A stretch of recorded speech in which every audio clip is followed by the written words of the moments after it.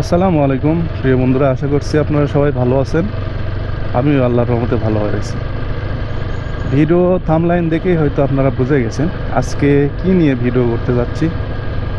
তো আমরা কিন্তু অনেকেই বাইকের ক্লাস প্লেট পুড়ে ফেলি বা নষ্ট করে ফেলি, বা অল্প দিন থেকে বেশি দিন যায় না, বাইকের পাওয়ার ইনস্ট্যান্ট কমে যায়।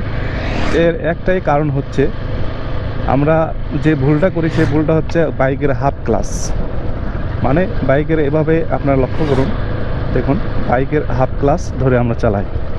অর্থাৎ যখন আমরা যাই, তিনজন বা দুইজন পিলিয়ন থাকে, তো সেক্ষেত্রে আমরা কি করি যে একটু উঁচু জায়গায় উঠলে তখন আমরা গিয়ার না কমাইয়া, আমি যেভাবে গিয়ার কমালাম দেখেন, এভাবে গিয়ার না কমাইয়া আমরা এভাবে হাফ ক্লাস ধরে চালাই।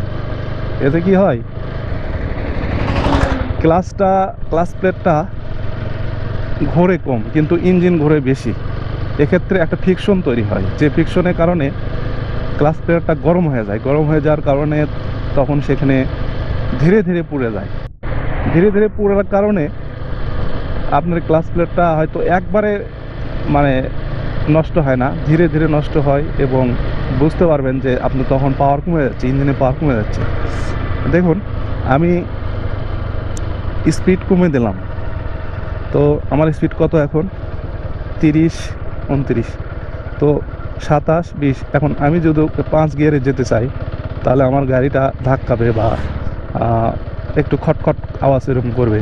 তখন আমি কি করব, এই যে আমি 1 গিয়ার কমে দিলাম, বাস আমার বাইক কিন্তু ইনস্ট্যান্ট পাওয়ার নিয়ে নিল। আপনারা দেখতে পাচ্ছেন ইনস্ট্যান্ট পাওয়ার নিয়ে নিল। এরপর আমি 5 গিয়ারে দিলাম, এবং ক্লাসটা আমি কিন্তু একবারও হাফ ক্লাস ধরিনি।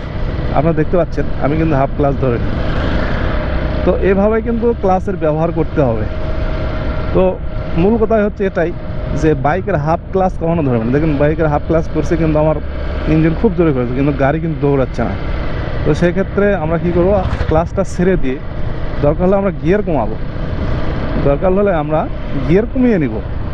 5-এ আছে আমরা 4-এর দিব, যদি 4-এর যদি নাও হয় তারপরে কি 3-এর দিব। এভাবে 3-এর দিয়ে আমরা গাড়ি চালাবো। এতে কি হবে, গাড়ির ক্লাস প্লেটটা অনেক দীর্ঘস্থায়ী হবে এবং অনেক দিন টিকবে। তো বন্ধুরা, এই ভিডিওটিতে সামান্য ইনফরমেশন দেওয়ার চেষ্টা করছি আপনাদের। তো ভিডিওটি কেমন লাগলো অবশ্যই কমেন্ট করে জানাবেন, এবং বিস্তারিত আরও কিছু জানতে কমেন্ট করে আমাকে জানান। আমি ইনশাল্লাহ চেষ্টা করব সলভ করে দেওয়ার জন্য। আর ভিডিওতে যদি ভুল ত্রুটি হয়ে থাকে অবশ্যই ক্ষমার দৃষ্টিতে দেখবেন। সবাইকে রমজানের শুভেচ্ছা। দেখুন কি অবস্থা, এগুলো রোডে খুব সাবধান,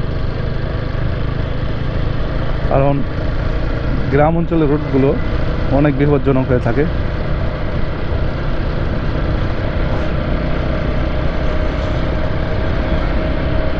তো টাটা, বাই বাই, আল্লাহ হাফেজ। সবাই ভালো থাকবেন, সুস্থ থাকবেন, এই কামনা এখানে শেষ করছি।